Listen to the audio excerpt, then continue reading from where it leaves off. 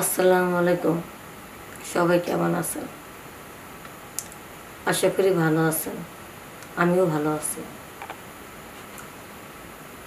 আমি একজন নৃত্যশিল্পী। ছোটবেলা থেকে আমি ডান্স করি। এত সুন্দরভাবে নাচ শিখছি। 20 বছর নাচের উপরে প্রশিক্ষণ নিছি। কিন্তু আমাদের দেশের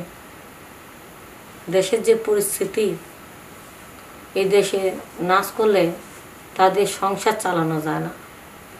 নাচের প্রোগ্রাম তো বুঝতেই পারেন, প্রতিদিন থাকে না, মাঝে মধ্যে থাকে।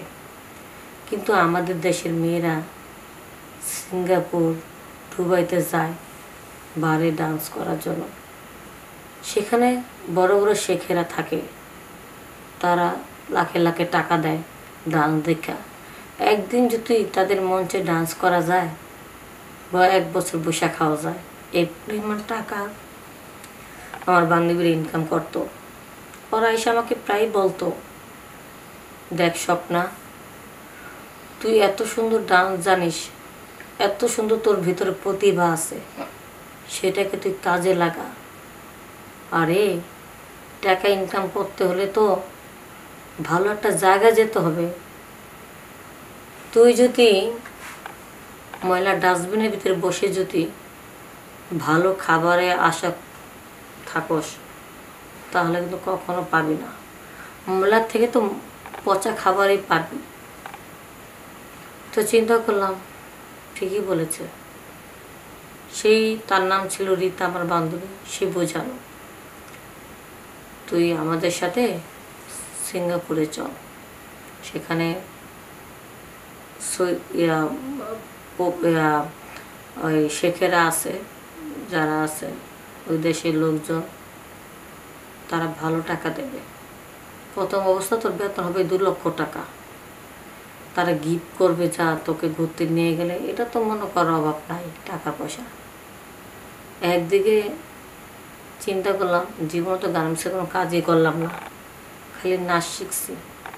আমাদের দেশের ডান্সারদেরকে ছোট মনে করে, ছোট চোখে দেখে। কিন্তু তারা ওরকম ভালোটা বাজেট দিয়ে ডান্স করাতে পারে না। বিয়ে বাড়ি গাহলুতে প্রোগ্রাম করে কয় টাকা এবার পাবো? তার চেয়ে বড় কোনো ভাড়ে গেলে সেখানে অনেক টাকা পাবো। ওই হিসাব করে টাকার লোভে বান্ধবীর কথা অনুযায়ী আমি আমার ফ্যামিলিতে জানালাম, বাবা মার কাছে। বাবা মার একটাই কথা, সে যেতে দেবে না। তারা বলে, তুমি যদি দেশে থাকো তাহলে মানে কখনোই যদি কোনো সমস্যা হয় আমরা যেতে পারবো কাছে। আর জানি যে সমস্যা হবে না, কিন্তু তুমি যদি ওই সিঙ্গাপুরে যাও, তোমার যদি বড় ধরনের বা ছোট ধরনের বিপদ হোক, আমরা তো কেউ যা কিছুই বলতে পারবো না। কাকে বলবো? যেতে তো পারবো না। বাপ মা অনেক নিষেধ করলো, বোঝাতে পারলাম না। এক পর্যায়ে বাপ মার কথা শুনলাম না।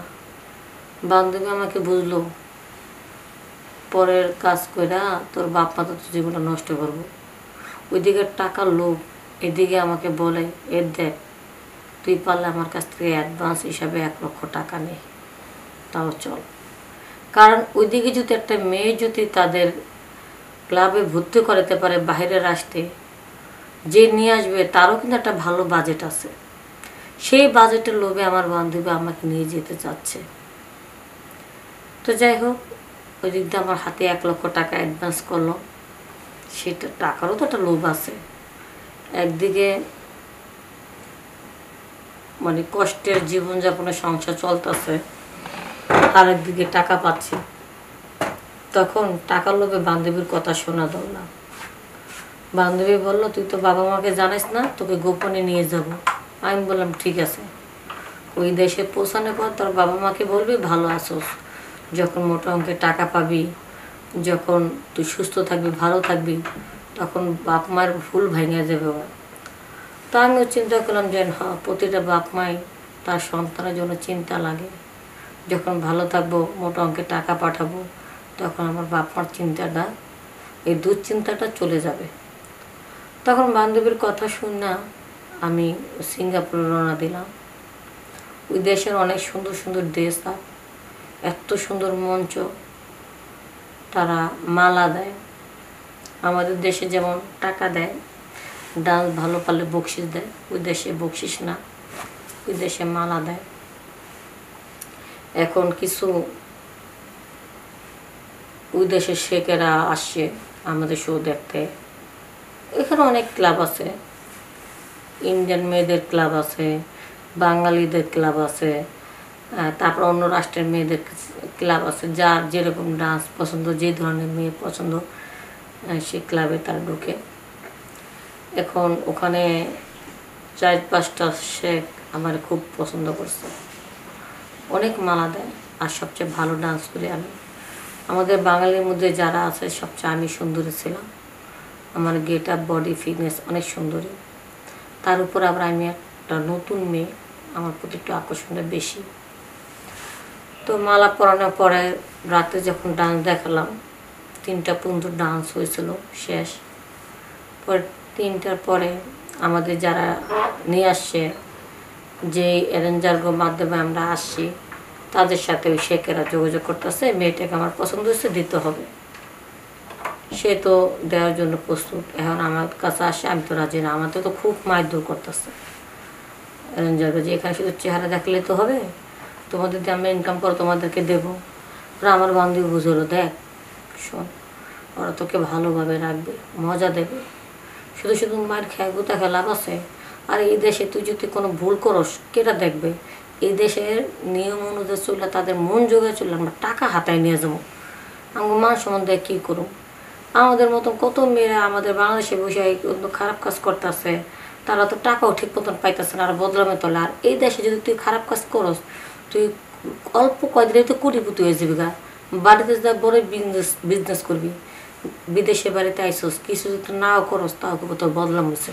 তুই খারাপ কিছু করে টাকা ইনকাম করে আইসস, তার চেয়ে বদলামে তোরা যখন পড়বি, তাহলে তুই টাকা উপার্জন কর। টাকা বেশি থাকলে তখন তার সম্মানটা থাকে। যখন বেশি বড় লোক হয়ে যায় না, সে কীভাবে কামায় আনলো, তখন কেউ বলতে সাহস পায় না।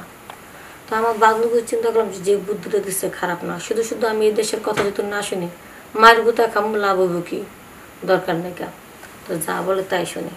তো আমি আপোষে যেতে চাইলাম, শেখের অনেক খুশি করাইলাম। শেখের সারা রাত আমাকে অনেক আনন্দ দিল।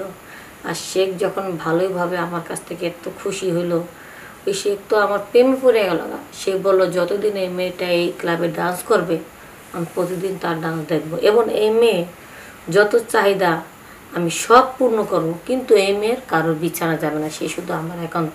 এতে যত $1,00,000 যায় আমি তাতে দেব। পরে যাক, আমার বান্ধবী বলতেছে, আরে স্বপ্না, তোর তো কপাল ভালো। কি ওই ছেলে, ওই শেখ তোর পছন্দ করছে, আর পছন্দ মানুষটা তো কাউরে দিব না। এখন সেই একজনই তোর সাথে সময় কাটাবে, আর কারোর সাথে না। তো এইভাবে আর কারোর সাথে আমার ঠিক মতো ডান্সও করতে দেয়নি কা। তাদের কথা ডান্স করে তোমরা যে কয় টাকা পাবো আমি দেবো, একবারের জন্য নেব, সমস্যা কি? তাদের অনেক টাকা পয়সা দেওয়া, তার মনের চাহিদা মেটানোর জন্য আমাকে একবারের জন্য নিচ্ছে। আমাকে প্রায় 10 বছর ইউজ করছিল। তো 10 বছর ইউজ করার পরে মনে করো আমি এই এখন আমার বর্তমানে বয়স হলো 37 বছর বয়স। তা আমি তো 20 বছর বয়সে বিদেশে গেছিলাম, 30 বছর পর্যন্ত থাকলাম, এখন চলে আসছি। তো যাই হোক, আমার কপাল ভালো। মানুষ তো অনেকে বলে বিদেশে গেলে এরা খারাপ মানুষ, সৌদি এরা খারাপ মানুষ, বা প্রবাস অন্য রাষ্ট্রের বিদেশি মানুষ খারাপ, মারধর করে। আসলে সবার ভাগ্য এক না। খারাপ ভালো যেমন আমাদের দেশেও আছে, ওই দেশেও আছে, খারাপও আছে, ভালো আছে। কিন্তু আমি যেখানে ছিলাম ভালোই ছিলাম, আমার কোনো সমস্যা হয়নি। সমস্যার মধ্যে একটাই, আমার ইজ্জতটা হারাইছি, ঠিক আছে। কিন্তু ইজ্জত হারাইলে কি আমাকে সে কুটিপুতি বানায় দিচ্ছে, অনেক টাকা পয়সা দিচ্ছে। 10 বছর ব্যবহার করার পরে সে বলছে এখন তো তারাও তো সারা জীবনে এক জিনিস নিয়ে খেলবে না। তাদের 10 বছর পর্যন্ত তাদের মনের চাহিদা মিটেছি। আসার সময় আমার মনে করেন 50 লক্ষ টাকার একটা বান্ডিল দিয়ে দিছে, ঠিক আছে, যে সারা জীবন আমরা বসে বসে খাইতে পারবা। এখন যদি আমি ইচ্ছা করি ভালো একটা ছেলে দেখে আমি বিয়ে হতে পারবো, কারণ ওরকম টাকা পয়সা আছে। কয়জনে কি করলো না করলো এটা তো আর কেউ দেখে না ভাই। মাইয়া বিয়ে করতে গেলে, পোলা বিয়ে করতে গেলে আজকাল খুঁজে কি যে আমার পোলারে বাড়ি দেবেন, ঘর দেবেন, এটা দেবেন, সেটা দেবেন। আর আমি নিয়ত করি কি জানেন, মাইয়া বিয়ে দিলে মাইয়ারে জামাইরে ঘর সাজায় না দিয়া, যৌতুকের টাকা না দেয়া মাইয়ারে জমিন কিনা দেন। এই জমিনের মালিক শুধু আপনার মাইয়ে হইব, জামাই পাইব না, বাহারি বাড়ির লোকজনও পাইব না, শ্বশুর বাড়ির লোকজনও পাইব না, একমাত্র আপনার মাইয়ে হইব। যারা মেয়ে বিয়ে দেবেন ওই টাকা পয়সা না দিয়া আর ফ্রিজ টিভি না দিয়া, তাদের পারলে 1 করা হোক 2 করে একটু জমিন কিনা দেন। ওই মেয়ে আজীবন ওই জমিন দাম বাড়তে থাকবো, আর জমিনের মালিক শুধু আপনার মেয়েই থাকবো। তো যাই হোক, এখন তো আবার টাকা পয়সার প্রতি লোভ নাই, কারণ আমি যাই কিছু করছি একজনের সাথে সময় কাটাইছি। যারা 10 জনের সাথে সময় কাটাও, ওই 10 জনের সাথে এই ব্যবসাটা না কইরা তোমরা একজন ভালো মানুষ এবং যারা পয়সাওয়ালা লোক একজনের সাথে সময় কাটাও, যেন একজনটা দিয়ে যেন তোমার লাইফটা দাঁড়ায় যায়। আর একজনের সাথে সময় কাটাইলে আমি মনে করি মানুষ তোমাকে খারাপ বলতে পারবে, এটা বলতে পারবে না। একজনে তুমি যদি বলো এটা তোমার বান্ধবী বা বয়ফ্রেন্ড বা স্বামী, পরিচয় দেওয়া জীবন রাখতে পারবা। আর এখন বললে আমার স্বামী, একটু পরে বললে আরেকজন আসলো, আরেকজনে বানাইলে আমার মাম্মা খালো, 10 জনের সাথে সময় কাটাইলে এটা মানুষের চোখে পড়ে।